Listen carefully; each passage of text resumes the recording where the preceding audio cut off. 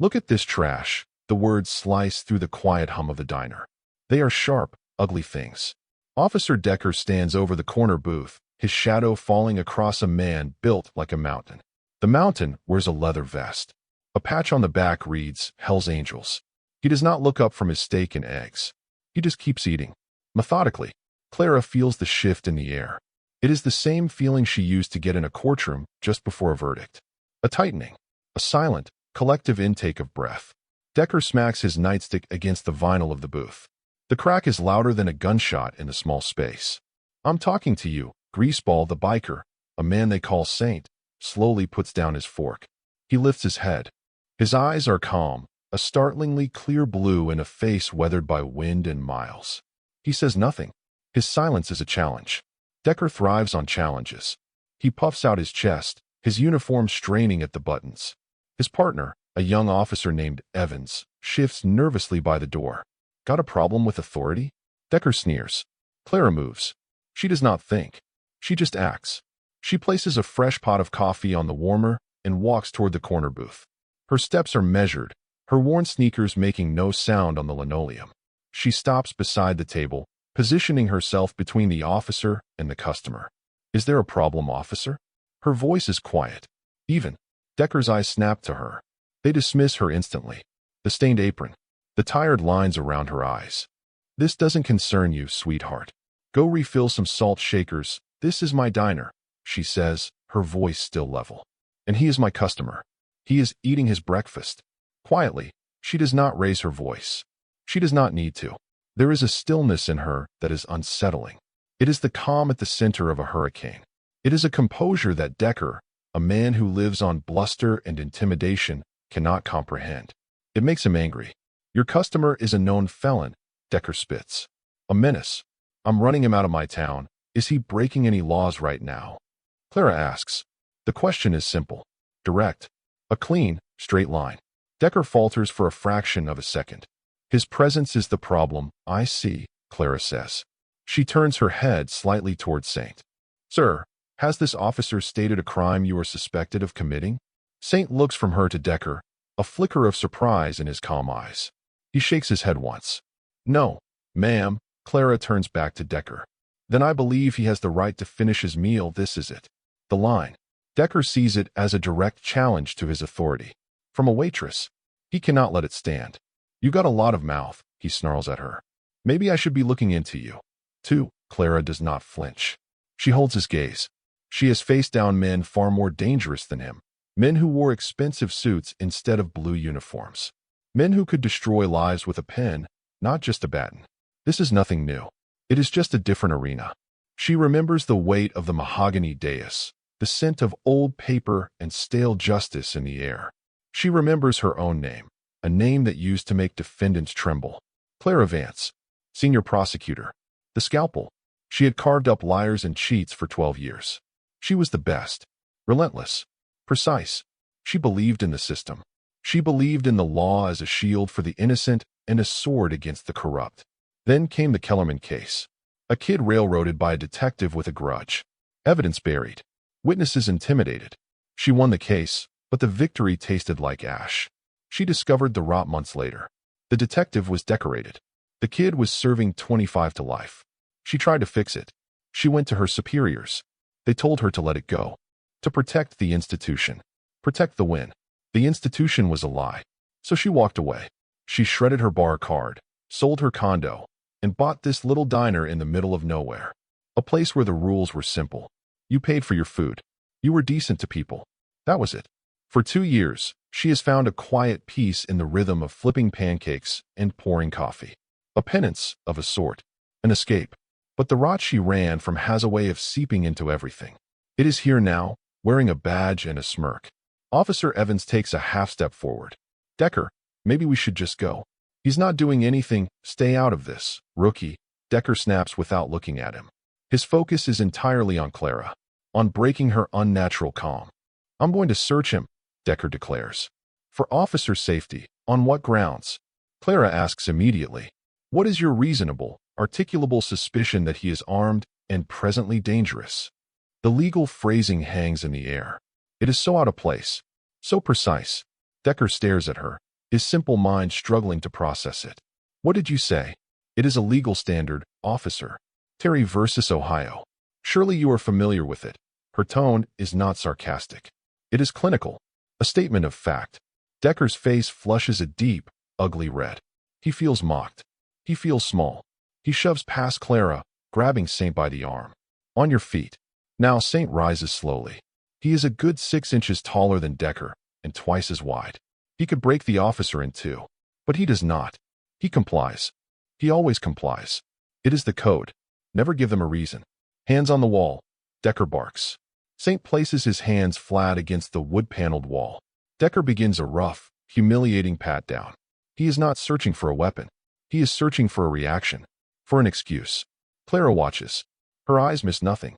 She notes the way Decker's right hand, hidden for a moment from her line of sight, dips into his own pocket before moving to the pocket of Saint's jeans. She sees the subtle movement. The transfer.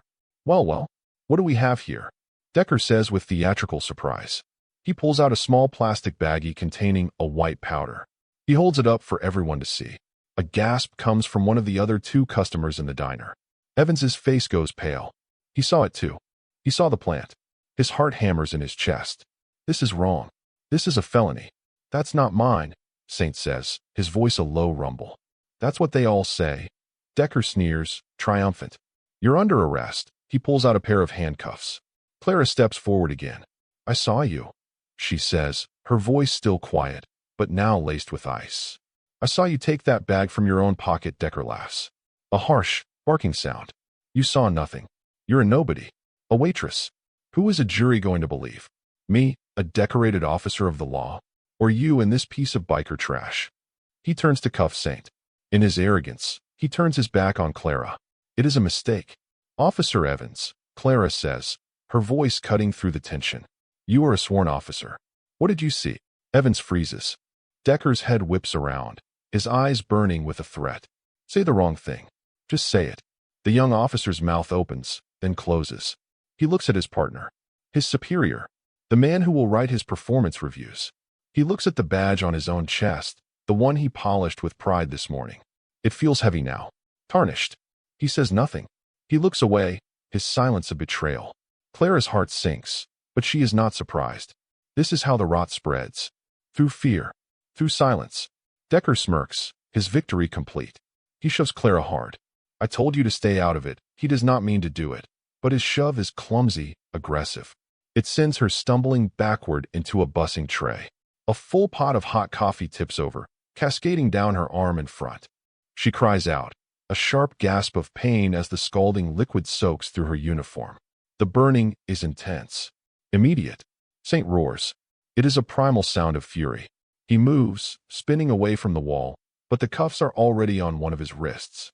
Decker uses the chain to wrench his arm back, slamming him face first into the wall. Resisting arrest. Decker yells, adding that to the list. This is the breaking point. The assault. The clear, unambiguous crime committed against her. It is no longer just about defending a customer. It is about her. It is about the law she once served.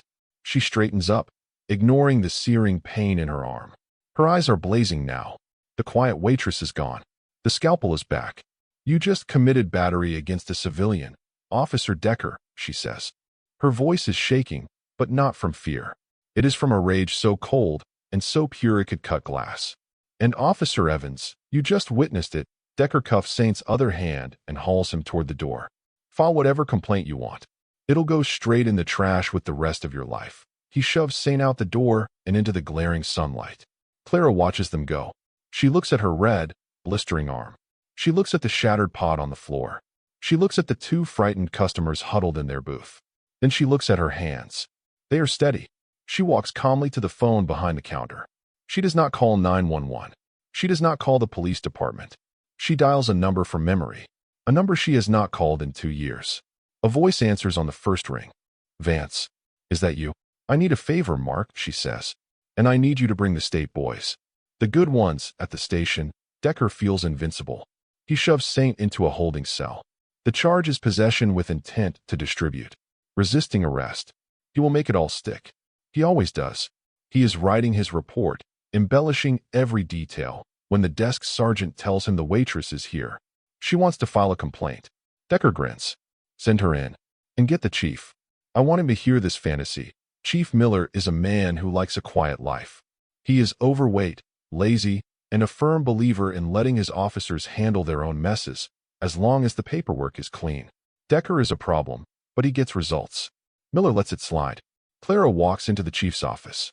Her arm is wrapped in a clean, white towel. She looks small and insignificant in the large, wood-paneled room. Decker leans against the wall, arms crossed, oozing contempt. Officer Evans stands by the door, refusing to make eye contact. So, Chief Miller begins, not bothering to hide his annoyance. You have a complaint against one of my best officers. I have several, Clara says calmly. She places a small, high-definition audio recorder on the polished surface of the desk. The red recording light is blinking. For the record, my name is Clara Vance. I am filing a formal complaint regarding the events that occurred at my place of business, the Starlight Diner, approximately 30 minutes ago. Decker scoffs. Here we go. Clara ignores him.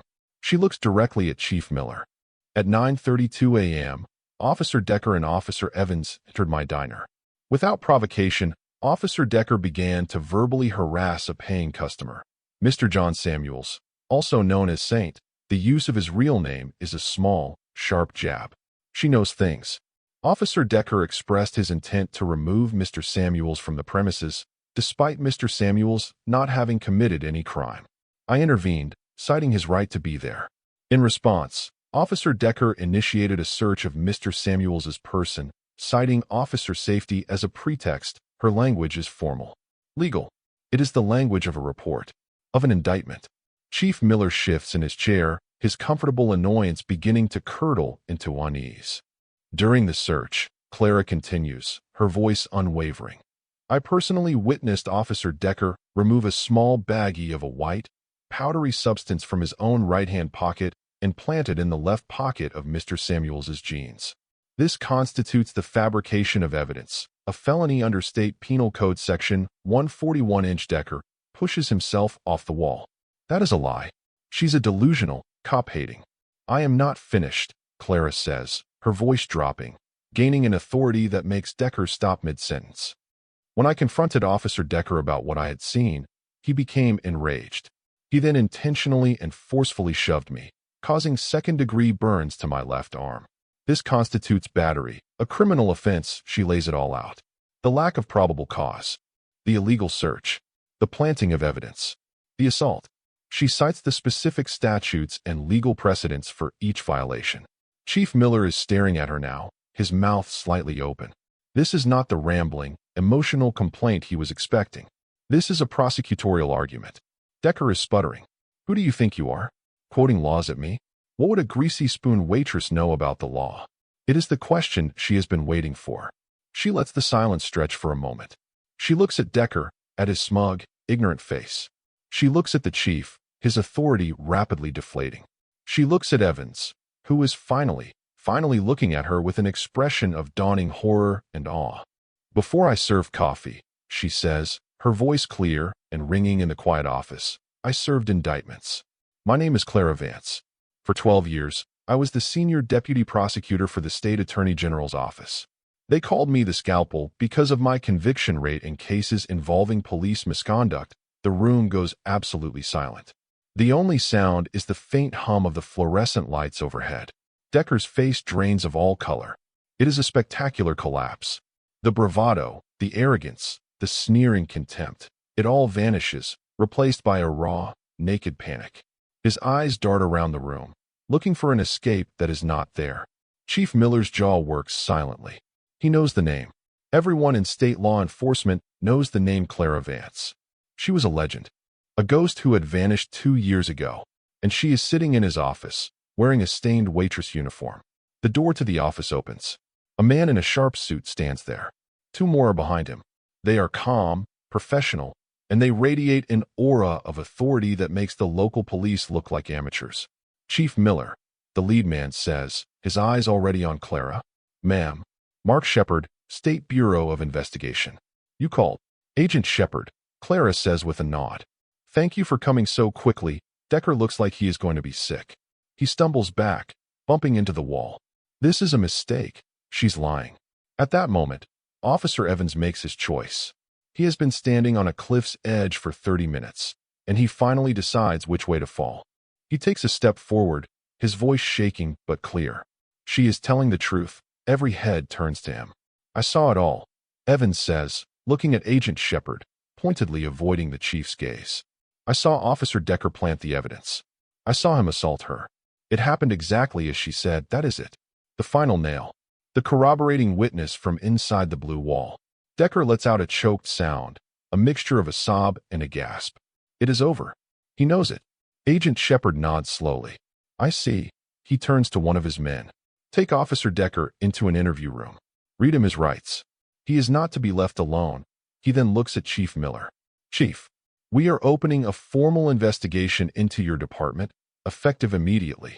Please secure all of Officer Decker's files, case histories, and internal reviews. My team will be here shortly to take possession of them. The power dynamic has not just shifted. It has been annihilated. A nuclear bomb has gone off in the small-town police department, and Clara Vance is ground zero. There's more, Clara says, her voice cutting through the administrative details. The diner. The Starlight. I had a new security system installed last month. 4 high-definition cameras with directional audio. The camera covering the corner booth would have a perfect, unobstructed view of the entire event. Shepard almost smiles. Of course she did. We'll retrieve the footage immediately. The fallout is swift. It is brutal. It is comprehensive. The footage from the diner is even better than Clara described. It is crystal clear. The audio is impeccable. It captures Decker's sneering insults. It captures Clara's calm, legalistic questions. It captures the moment Decker's hand moves from his own pocket to Saint's. It captures the shove, the spill, the pained cry. It is a perfect, contained narrative of a crime. Decker is arrested that afternoon. The charges are read to him in the same room where he once bullied false confessions out of suspects. Fabricating evidence. Perjury in his initial report. Assault and battery. His career is over. His freedom is next. The investigation into Decker uncovers a cesspool. Dozens of similar complaints, all buried by Chief Miller. Cases built on flimsy evidence and intimidation. It is a pattern of abuse that has been allowed to fester for years. Chief Miller is suspended, then fired. He will face charges of his own for obstruction of justice. Saint is released from his cell less than 2 hours after Clara arrived at the station. His record is cleared. The planted evidence is thrown out. He walks out, finds Clara waiting in the lobby. He stands before her, this giant of a man, and his blue eyes are filled with a profound respect. I don't know what to say. You don't have to say anything, Clara says. Just go finish your breakfast. It's on the house. He almost smiles. My brothers will want to thank you. That's not necessary, ma'am, he says, his voice serious. With all due respect, it is 3 days later, the rumble starts. It begins as a distant hum on the highway and grows into a ground-shaking roar. Clara is wiping down the counter when the first motorcycle pulls into the parking lot. Then another, and another. Soon, the entire lot is filled. 100 bikes, gleaming chrome and polished leather in the morning sun. 100 men, all wearing the same patch. They do not look menacing. They look like an army. They dismount and stand by their bikes, silent and watchful. The townspeople freeze. The sheriff's department gets a dozen panicked calls. But the bikers do nothing. They just wait. Then, Saint walks into the diner. He is followed by 2 other men. They walk up to the counter where Clara is standing, her expression unreadable. Ma'am, Saint says, I am the national president of this club. You stood up for one of my own. The club does not forget. He places a thick envelope on the counter. This is a donation. For your trouble. For the damages. Clara looks at the envelope, then back at him. I don't want your money. It's not just money, Saint says. He gestures to the men outside. You have a leaky roof. The plumbing in the back is shot. The sign is flickering. My men have skills. We are plumbers, electricians, carpenters. We would be honored to fix your place up, and they do. For the next 2 days, the Starlight Diner becomes a whirlwind of activity. The bikers work with quiet efficiency. The roof is patched. The pipes are replaced. The sign is rewired. The faded paint on the walls is given a fresh coat. They turn her humble diner into a landmark. They ask for nothing in return. During this, Clara gets another call. It is the state attorney general himself. He has heard the whole story. Clara, he says, his voice filled with warmth. I was a fool to let you walk away. What you did, it was magnificent. I am putting together a new statewide task force, a civilian oversight committee to investigate and reform police departments. I want you to lead it. Name your price. Write your own ticket. She looks out the diner window. She sees the bikers, men the world has written off as criminals, working together to rebuild something. She sees Officer Evans, off duty, who is stopped by to thank her again. He is a good kid, a good cop, the kind the system needs more of. I accept, she says into the phone. Officer Evans is commended by the SBI. He becomes the star witness in the case against Decker and Miller. His integrity is rewarded with a fast track to detective in the newly structured, state-supervised police department. He becomes Clara's main liaison, a bridge between the old world and the new one she is building. Months pass. The diner is more popular than ever. It is a safe haven. Bikers on cross-country trips make it a point to stop there. Cops, the good ones, come for the coffee and stay for the quiet integrity of the woman behind the counter. Clara Vance stands before a new class of police cadets. She is not wearing a suit. She is wearing her simple waitress uniform under a blazer. It is a reminder of who she is and who she fights for. The law is not a weapon, she tells the fresh-faced recruits. It is a shield. It is meant to protect the person eating breakfast in a corner booth just as much as it protects the person sitting in the governor's mansion. Your job is not to enforce your will. Your job is to guard that shield. For everyone. Without prejudice. Without ego. Outside, the Starlight Diner's new sign glows brightly. It is a beacon in the dusk. A testament to the fact that sometimes justice is not found in a courtroom. Sometimes it is served hot, with a side of hash browns, by a woman who remembers what the law is truly for.